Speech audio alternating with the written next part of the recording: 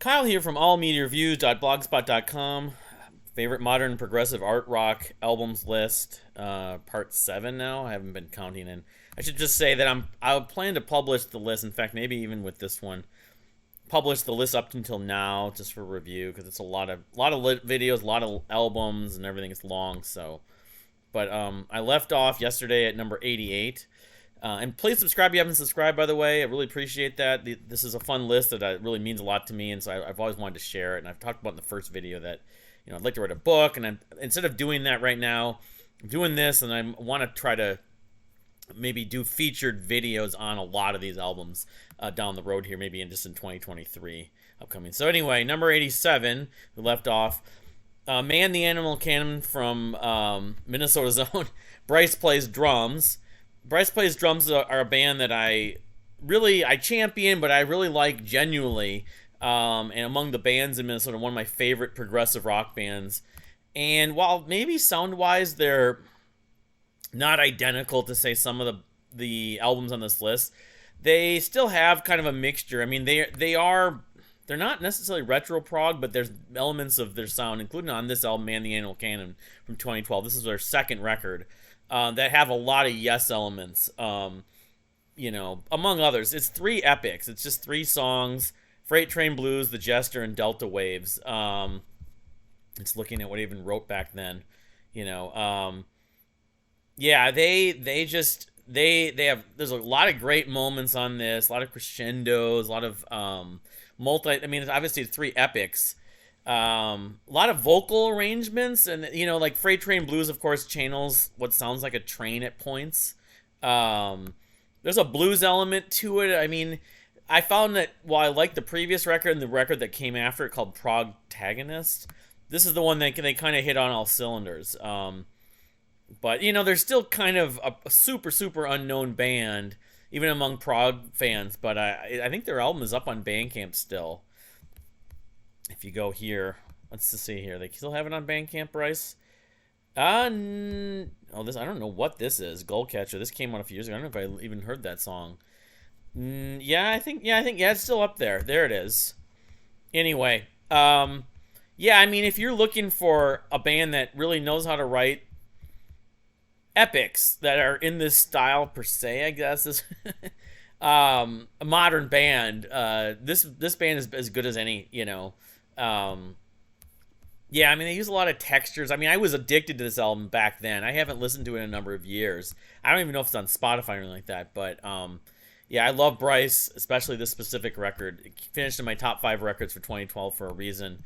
So Bryce Plays Drums, number 87, Man the Animal Cannon from 2012. Number 86, the second album on this list from Murder by Death, the debut album, like The Exorcist, but more breakdancing. I thought it was with more breakdancing, but anyway. Kind of a tongue-in-cheek title. Murder by Death, they're banned from Indiana, I believe. I talked about them on the previous record, which is, they're not a band that you memorize. It's Who Will Survive and What Will Be Left of Them. And I like the albums almost equally. I went through, I revisited both those records a few years ago when I first got into them in the late 2000s. And I I struggled with which one I preferred. I think maybe the other one's maybe a little more polished, but there's still too many moments like with the piano and the dynamics and the violin or the fiddle or whatever you want to call it, because it's like an alt-western, gothic country, but the post-rock is probably the most like front and center style on this album. And most importantly for me, I think the vocals they fit the music and they aren't distracting the way that they became, unfortunately, when the singer Adam Trilla started sounding like Johnny Cash. I mean, go-tos, it's pretty short. It's only got 9 tracks. These song titles are, of course, pretty long. I'm afraid of Who's Afraid of Virginia Woolf. I think the name of the movie is I'm Afraid of Virginia Woolf. So there's sort of a lot of tongue-in-cheek titles for a debut album, especially. It came out in 2002. Flamenco's fucking easy. There's just a lot of sarcasm and sort of, left to center, almost dark humor on this. But it's not without its charm, and every time I went back to it, I just felt like, and it's a band, it's an album that's frequently like praised or appreciated by the fan base who does like the stuff that came later when Adam started sounding like Johnny Cash. Anyway, like The Exorcist, but more breakdancing from Murder by Death from 2002, the debut album from number 86. Number 85, well, I can talk about this. I've talked about this a fair amount this year. My album of the year, which I'm going to get into something maybe later today about related to that for 2022, The Loser from Gospel, the comeback album.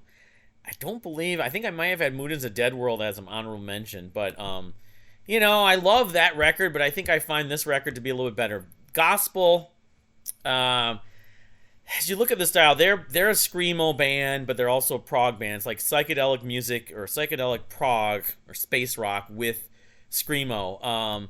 And while there's a lot of bands that scream, that the screaming does kind of get in the way, it doesn't get in the way for them with me. I feel like the energy and the experiments and the terrific arrangements and use of psychedelic and synthesizers and stuff like that and the dynamics work so well. It's also kind of channeling a lot of what I love about the Mars Volta. There's a math rock element to it. I talked about it a few different times. Tango is still my favorite track. SRO, Hyper are kind of at Hyper, hence the name, is a very kind of busy hyper track, especially the drum work. It flows beginning to end. It's 40 minutes. It's like as much as I love Tango, and it's like one of my favorite tracks of 2022, and I've loved it since it was released in 2010 as a single. This record is best heard at once, really. Just an amazing, powerful energy they have on this record, and it kind of, it's a breath of fresh air, the fact that they put this out finally after so many years being broken up, and kind of in disbelief because they only had the other record, and then they had the one single Tango. I think they had one other single, but anyway, Gospel's The Loser at number 85 from 2022. Number 84, The Demon Joke, the debut album from Vennard after the end of Ocean Size. I really enjoy all three of Vennard's solo records I enjoy, and then the British theater stuff, of course, too, he's done. When push comes to shove, at this point, this is still my favorite Vennard record, even though there's not, if I'm not mistaken, there's not a lot of guitars on this, or it sounds bigger than it actually is. But, my favorite track has always been, since it came out back in 2015, I believe it's Doubt. Yeah. Doubt is, it's a second track. But, there's all these melancholy moments, these big sort of sad melancholy moments with the guitar textures and some of the use of synths and Mike's vocals especially. Between Rebirth Mark, Infatuate, Operate, Wait in the Hollow, Don't Forget the Joker. It's a terrific album, and it was really, again, a breath of fresh air. Because Oceanside's final record came out in 2010, so it was like, well, what is Vennard doing? He's playing with Biffy Clyro. We had the British theater EPs, but suddenly he drops this record, and it's like, welcome back, Mike Vennard, So, The Demon Joke from 2015, the debut album from Vennard, as he's known, from number 84. Number 83, so this guy just came up today on December 9th, 2022, because Vonavi released the follow-up today. So that album, the new album, is called Reset. Not on this list, of course, because I started it and everything, but I'm enjoying it. It wasn't on my albums of the year from 2022 either, but I may do a redux or an update. I don't know. I've been listening to some other records as well in recent times that weren't on my list, like Queensryche's new album. Reflection this is my album of the year from 2019 from Vonavi, the debut album, which has the services of a few different vocalists, specifically Ron Rivers, who was in the band Stateless, who didn't make this list, but one of their debut album probably could have if I ever updated at some point, because he's on a couple of songs, 4 songs actually. This album they don't have all the different features. I may have done this. I probably did, because no one's talked about this record, Reflection. Vonavi, it's Andrei Vonavi, who's a citizen of the Ukraine, electronic, almost new agey, ambient music.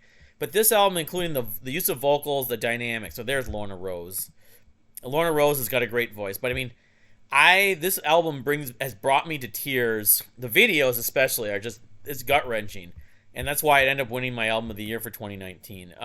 It's a mood record. I mean, his music is rather moody, but I mean, I'm not super versed and into like electronic or trip hop even elements at points.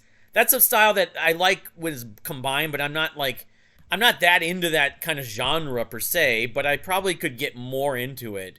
But he's one of, if not my favorite musicians to be doing this kind of stuff, especially right now. But you add the fact you have Ron Rivers, who's got a great voice. It's highly emotional, highly melancholy, highly cinematic also, because there's like 2 or 3 videos that were done for this. I want to say Sunburst, because that song came out before the album in 2019, and I want to say maybe Feel the Embrace, which has both Lorna and Ron Rivers. I mean, we'll see 5, 10, 20 years from now, because some of these albums on this list are that old, how this compares and if it holds up. But at this point, I mean, he may be putting out better records. The new album Reset I like. I'm going to try to do a separate video for that today, if not by next week. If not today, I mean, rather, if not today, next week sometime. So, number 83, Reflection from Bonavi, was my album of the year for 2019. I think it'd still be I'll have to do an albums of the year redux at some point and then see where it falls. But I would guess right now it still would be my number 1 record from 2019. So going on to the next page, Anathema, Distant Satellites, their 2014 record. Anathema were, in this streak. This is the first Anathema record I have on this list. I had The Optimist, I think, as an honorable mention, but I love this record. It's dreamy. It's, the 2010s Anathema are totally, I've always felt like they kind of filled the void that Porcupine Tree left. Now, you had Steven Wilson's solo career, of course, too, but they're not identical, but I love a lot of songs on this record. The self-titled out track, specifically, the Lost Song Part 1 and 2, Aerial, and then you have the Lost Song Part 3. The second half, I know, is more electronic. The title track is dreamy and sad almost in a lot of ways. It's almost like they're going into space rock at points.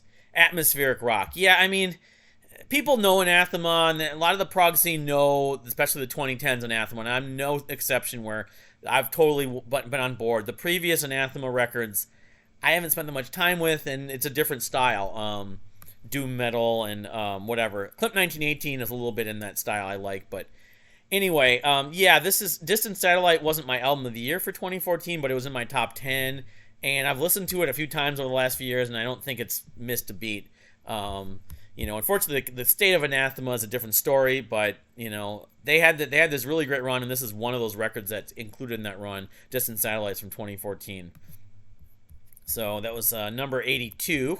Number 81, I believe it would be the 4th album from Everything, a very prolific band, A Fever Dream from 2017. While the previous record is going to show up at some point soon, Get to Heaven, this album still has a ton that I enjoyed about that record. In fact, it's not even as long. Part of the issue I've had with Everything is that they put out these albums that have 14, 15, 16 tracks, and so even though a lot of them are really good, it kind of goes down. This is only 11 tracks. I remember there was something about this record the last time I listened to it that had like a Mutemath element, sort of the ending crescendo. Reminded me of a couple different bands, but it's a continuation on, in some ways, what they did with Get to Heaven. The production's maybe even a step up. I think almost most people that like Everything praise this record and the previous record. I'm totally guilty of in that while I listened to it a lot in 2017, I haven't gone back to it as much as I've been meaning to, and I still don't even have a hard copy at this point. So, but anyway, A Fever Dream, one of Everything's best records. My top 10 records, of course, from 2017, at number 81. Number 80, Play With Fire from the Reign of Kindo. There would have been their 3rd record. Has, not their best song, but in some ways their most distinct song in the song I Hate Music.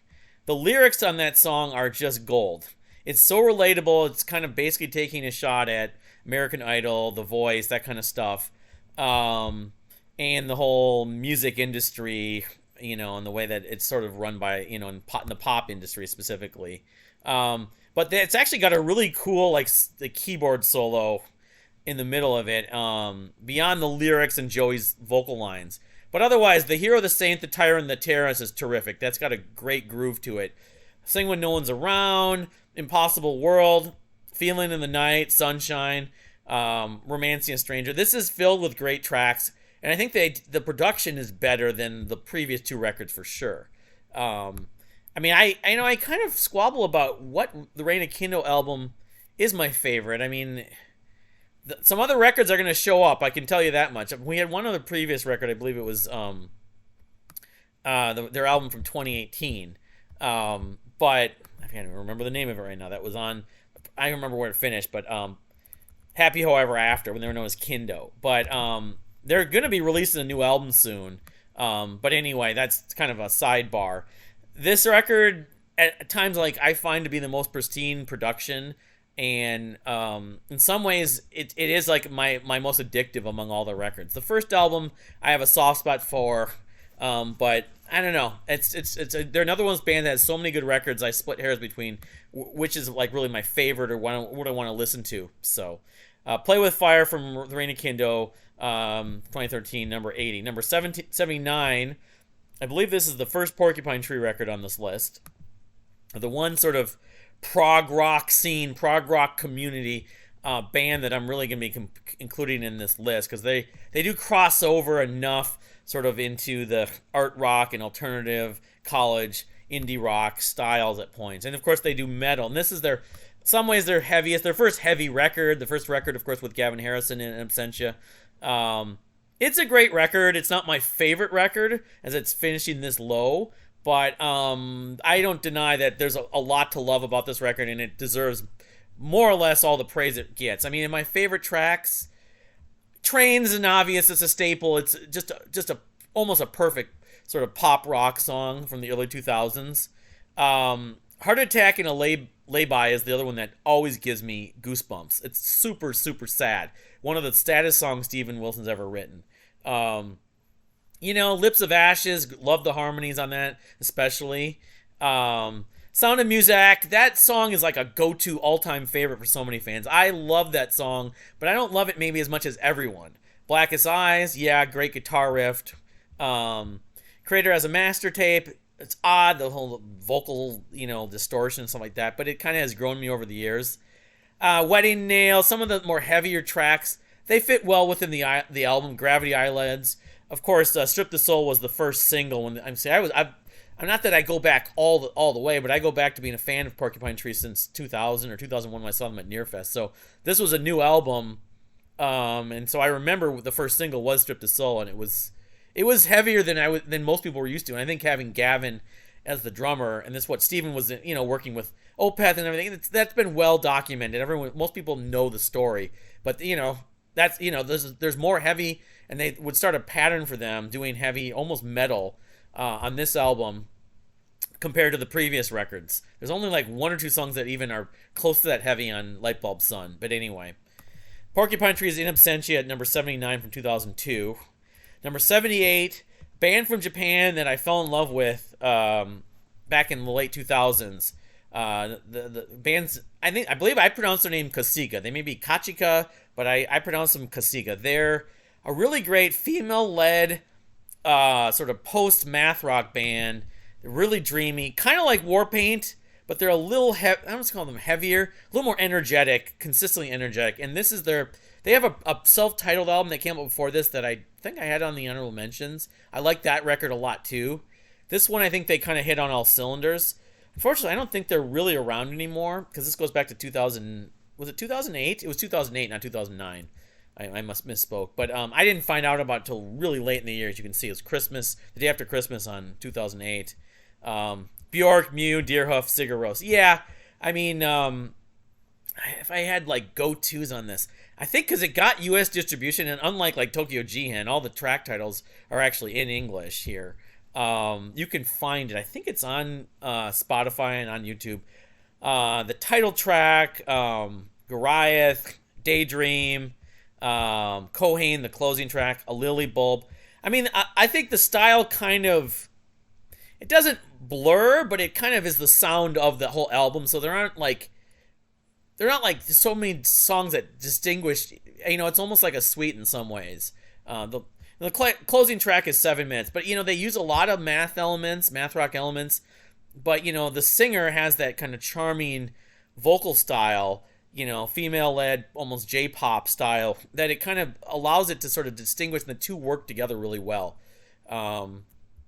Anyway, Kacica's last record, unfortunately, Mosaic from 2008, coming in at number 78. All right, move on to the next list. Number 77, Antlers, another sort of sentimental record for me. Their album Hospice. Antlers stuff since this record I'm kind of lukewarm about. The previous record I like, although it's not on the list at this point. But Hospice, I have a very personal connection to this album in that this album came out, and I did not know. I sort of read some stuff about it in 2009, in March or whatever it was. And then I just finally checked it out late in the year.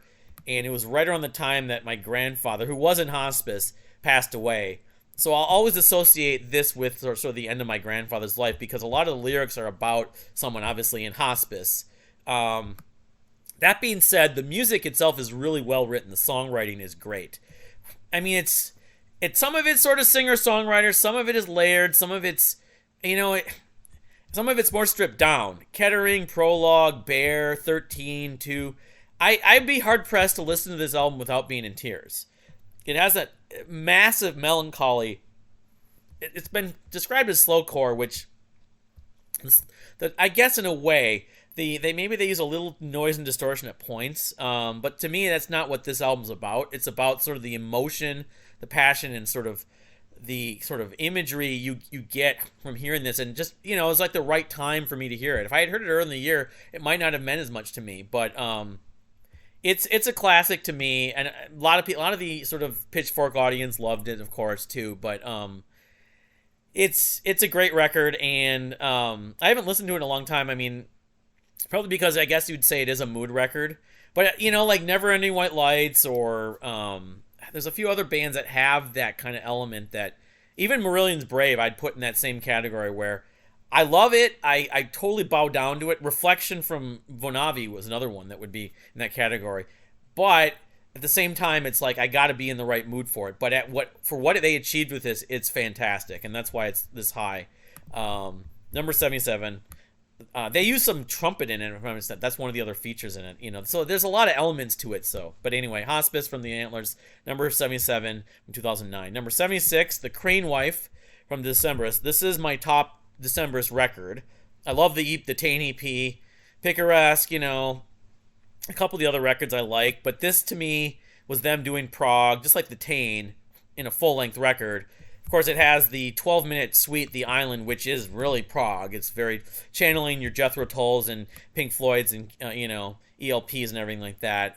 It's a great piece. Well-written epic, or, mid-level epic, you could say. But beyond that, there's other parts of this record that kind of added to its charm. It was always in my top 10 records from 2006 from the Crane Wife. So, I mean, I don't think it's aged poorly, but at the same time, I've found that the records that I liked from the Decemberists besides it, or I wanted to like, I've always liked this album the most. So, the Crane Wife suite of sorts. There's Crane Wife 3 and 1 and 2. Those are, that's 11 minutes actually. That phrase, I hang my head low, I hang my head low. The crescendo works. Perfect Crime. Some people compare that to Genesis, like pop Genesis from the 80s. It's still a well-written pop song. O Valencia, Yankee Bayonet. Yeah. A little bit of Cloud Cult in their sound too, although at the time I wasn't really much of a Cloud Cult fan, but because this was the album that really had me getting into the Decemberists. Sons and Daughters. I mean, I haven't listened to it that much the last decade, but I think it's one of those records that will stand the test of time, and it was their most creative in some ways. I know they put out the record that followed it, which was like a long suite. The Love, what was it called? The Love something? Heart of Hazards of Love, rather. And I'm kind of on board with some of the people on Rate Your Music where it's not a bad record, but I don't think it works as well as The Crane Wife. Not as many earworms, Anyway, and that's why the Hazards of Love, I don't consider it the same level of The Crane Wife. But anyway, Hazards of Love, number 76 from 2006. Number 75, Young Modern from Silverchair. The final, pretty much, Silverchair record. And clearly the most poppy and the most orchestral, even though they did a lot of that stuff with the previous record from 2000, was it 2002 or 2001? I always forget. Diorama, which is kind of their most universally praised, although it's weird because Diorama is not bolded on here. Young Modern, actually, because the Silverchair fan base aren't necessarily prog heads, but this album is prog to me, very progressive.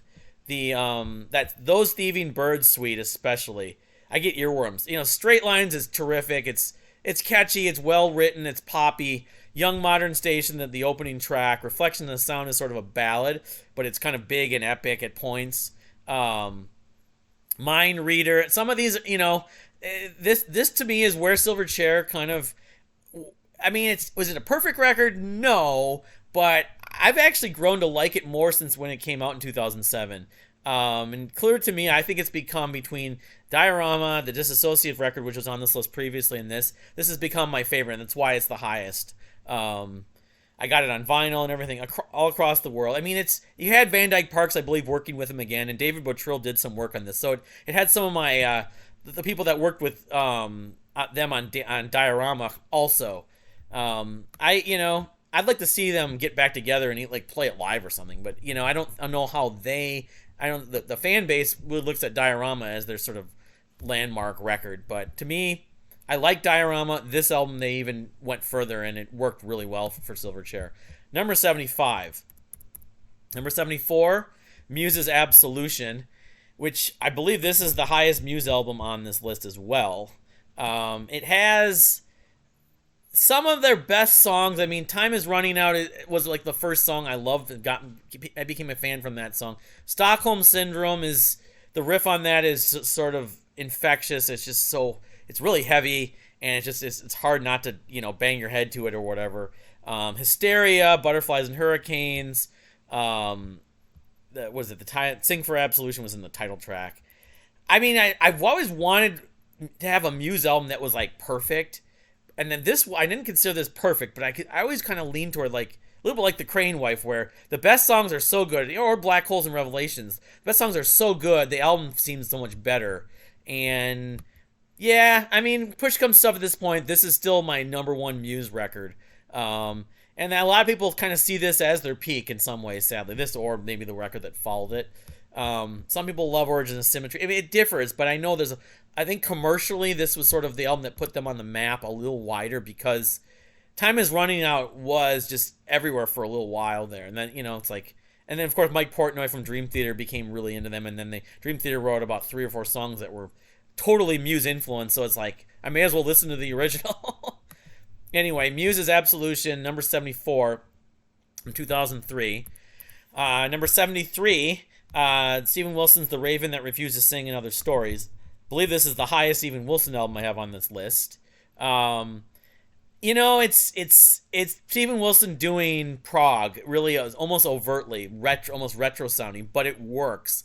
Although I've always had this association with Luminal and Drive Home, I believe it is, with Kevin Gilbert and Sabotage, or Sabotage, I forget which one of them sounds like a Kevin song, one sounds like Sabotage. But it's a well-crafted prog rock album. I don't listen to it that much, but I got the most from it initially. Although, it was getting really hyped up. I think it deserved it. It kind of was accurately, not over or under, accurately hyped and rated. It still is. So, but I should revisit it. Steven Wilson's going to be putting out with a new album, and you look at his career, he's got 6 solo albums. So does this still the number one record? I still would probably consider it that, but is it the most addictive? I don't know. That's a good debate, actually. favorite or best versus addictive. Sometimes they're not the same thing.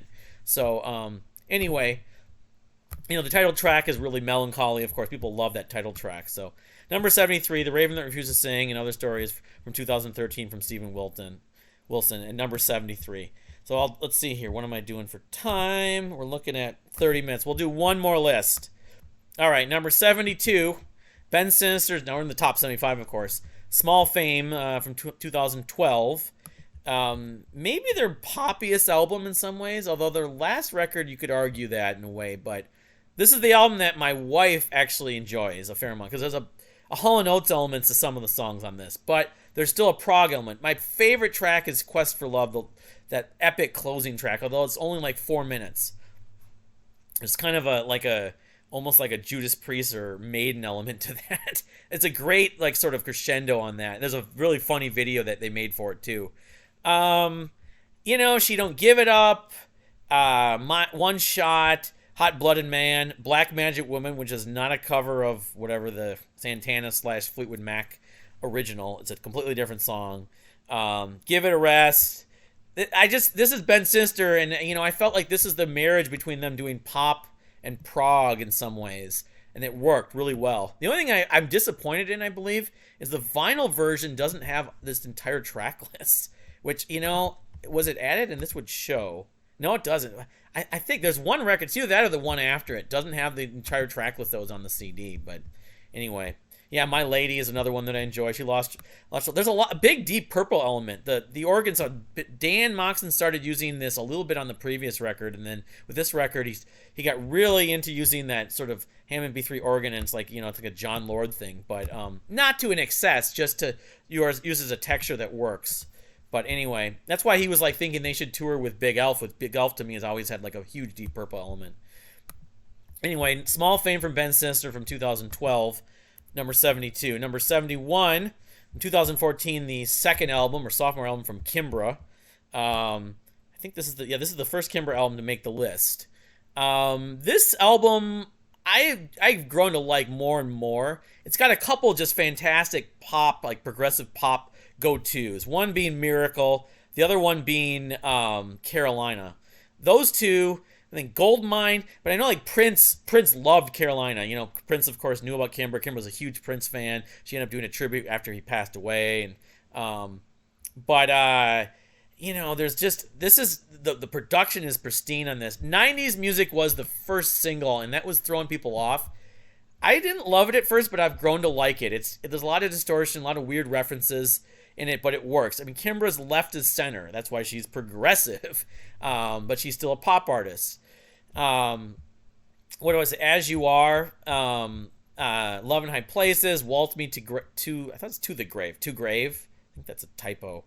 I don't know if I was the one who added this. I hope I wasn't. No, but I think they might have messed that up. Anyway, regardless of that, I don't, the 15 track, 73-minute mark on this is a little.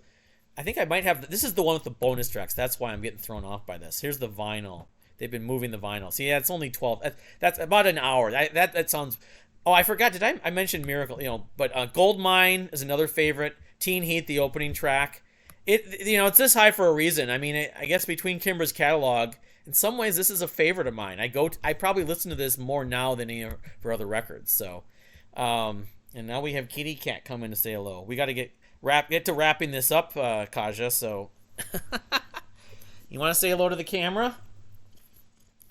Yeah, he wants attention, of course. But anyway. So moving on, trying to finish up the rest of this part of the list. Number 71, Kimbra's The Golden Echo from 2014. Number 70, Controlling Crowds from the band Archive, the British band who combines progressive rock, art rock, trip hop, electronic music. This was, kind of a big deal, sort of got them more visibility than they had previously had. And I actually was a fan before this came out. It's a long record, and then they put out different versions of it, and then they did an alternate version, part 2 or part whatever this is, 1 through 3. But it flows really well. It's hard to really compare all their records because they have a few really standouts, especially their best records. But if I was suggesting anyone who'd never heard Archive before, this is an easy suggestion. Bullets, I think, was sort of the opening single. But I mean, it's I haven't listened to it in a long time. I've got a couple copies of it on CD actually, but I just remember loving this record, loving the flow. MySpace. That's how far it goes back. See, look at my comments here. There's a lot of sort of like little vocal arrangements that come in, heavy guitar riffs, very kind of distorted guitar riffs, some piano, some female vocals. Archive has always combined male and female vocals with most of their records. So I don't know, King of Speed, Horror. There's a few other songs that I remember, but there's the 7-minute closing track, Funeral. I don't know. I feel like that with this album, compared to the other records, and the new record's really long too. It's many more songs than this. They managed to sort of pull off, the whole sort of, better than the sum of its parts. Why there's not like amazing a number of go-tos in this as opposed to just putting off the whole thing. The opening track is actually 10 minutes. So, but yeah, Controlling Crowds, just terrific album from 2009 from the band Archive, coming at number 70. Number 69, Precious from Hours, the second album from Hours. Kind of a polarizing album among their fan base that I do know. I've always enjoyed this record, although it's kind of the black sheep or the kind of forgotten record in some ways. Hours and Jimmy, they play a number of these songs live, but there's a number of songs that I've never seen them play live. And I know this was sort of a rushed album. They even include Femme Fatale, which is a cover of the song from the Velvet Underground, I believe. And that was not like an intention of Jimmy at the time, but it was sort of just the contract, and the producer just basically said, or the label said, we need to have you do a cover or something like that. But anyway, I mean, among my favorites on this, I mean, Realized, Kill the Band, Leaves, and what is it, Red Colored Stars are the ones they've played live. I mean, he's played a lot of these songs live because I've seen Jimmy and Ours, like 7 or 8 times live. The one song that I always will go to bat for that I know he doesn't love and, that people don't necessarily mention much is this song, In a Minute. Even though it's 2 minutes, it totally speaks to me from a sort of standpoint of people that think they know you and want to put you in a box and they don't really. It's like, you can't, I could write a song or I could do what you say, what you want me to do in a minute, but I don't want to. I'm not going to compromise myself. I'm not going to sort of, you're wrong. You think you're right, but you're not right about me. And that's kind of a lot of the premise of the band. Although because they associate with that guitar player at the time, Dave Malone. I don't think Jimmy and the band have like strong feelings, or him and the band members that have played with him, because it's really just been him and different members. They haven't had strong feelings to play it live, but I love that song. But I love look, If Flowers Turn, that's a power pop song almost in some ways. It's got that great chorus, that dude, and then just the kind of the singing, dude, dude, dude, dude, dude. I've listened to this album probably over 100 times, and while the other Ours albums, at least the debut album and the one that came after this, I probably still consider more of my favorites. This album I will probably always go to bat for and always appreciate. Precious from 2002, but it's 20 years old this year. The anniversary was last month, anyway. So the last album on this list, probably for today, Play Dead from Mutemath. My album of the year in 2017 that year. Not necessarily, but I revisited this, was it earlier this year when I did the Mutemath video, or it was last year, I think. And I remembered why it was my album of the year. I love this album. It's hard to, I love so many of these Mutemath albums, but the closing 3 tracks are just perfect. It's sad because I always think of this album as, well, the band's ending. This is the end of the band. We're writing a song about the end of the band. It's really sad to think. I had all this history with Mutemath. I saw them live. Some of my favorite concerts ever were from Mutemath. So I have sort of an emotional and sentimental attachment to this record. We knew they were basically going to be ending at that point, or at least transitioning. Hit Parade is great. I mean, there's a lot of epic tracks on this. Break the Fever. They had used some samples on it. It's very polished from a production standpoint. There's electronics on it, but not nearly as much as the previous record, which a lot of people weren't as into. I thought it was decent. Was it not Changes? The previous record, which Changes was the like compilation with the remixes. Vitals. Anyway, Play Dead. I love. It's a phenomenal record. If I want to listen to a Mutemath album, I could easily choose this over some of the other albums that are on this list. But Mutemath are a band that had a they're almost one of the best combinations of fantastic live band and just really consistently good studio band. They're kind of unrivaled in some ways. There aren't too many bands that I could say that about both. Often there's bands that I love their studio albums, but the live stuff not necessarily, like Humphreys McGee, which is weird for a jam band. But as opposed to like bands that are great live, that the studio albums aren't as good. Like a band like Annuals, who I do like the studio albums, I always found them to be even better live. So anyway, number 68, Play Dead from Mutemath. So I'm going to stop for now. We'll see if I have time later. But thank you for watching. Like I said, please subscribe if you haven't subscribed, and we'll see you next time.